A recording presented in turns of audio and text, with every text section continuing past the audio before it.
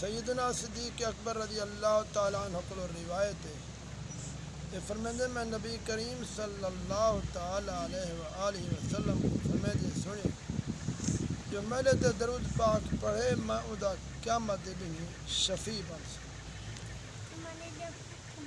سیدنا ابو کہل رضی اللہ تعالیٰ عنہ کو روایت ہے نبی کریم صلی اللہ علیہ وسلم نے فرمایا اے ابو کہل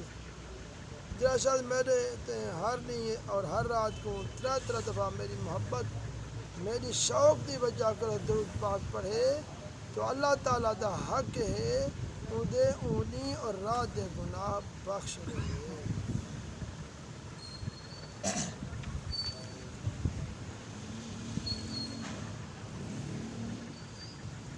ایک شخص کو بول دی بندش دا عرضہ لاحق تھے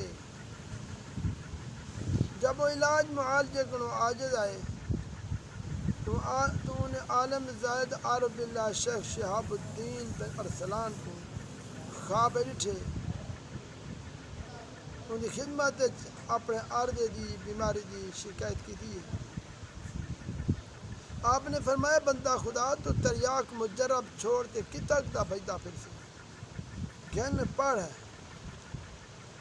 اللہم صلی وسلم وبارک علی روح سیدنا محمد فی الارواح وصلی وسلم علی قلب سیدنا محمد فی القلوب وصلی علی جسد سیدنا محمد فی الاجساد وصلی وسلم علی قبر سیدنا محمد فی القبور۔ وہ شخص آدم بیدار تھا تو میں درود پاک پڑھتا پیا میں درود شروع کر دیتے تو اللہ کریم نے میرے کو شفا عطا فرمائی ہے۔ آج بھی جڑے بندے کو تکلیف ہے پیشاب دی بندش ہے غدود ہے یعنی پیشاب تے مسانے گردے دی کوئی تکلیف ہے وہ بندہ ایو درود پڑھتا رہے انشاءاللہ یہ عرض ہے کہ وہ نجات پاوے۔ دعا کرو اللہ تبارک و تعالیٰ دعا کو ساکو زیادہ سے زیادہ درود پڑھنے توفیق عطا فرمائے۔ آمین۔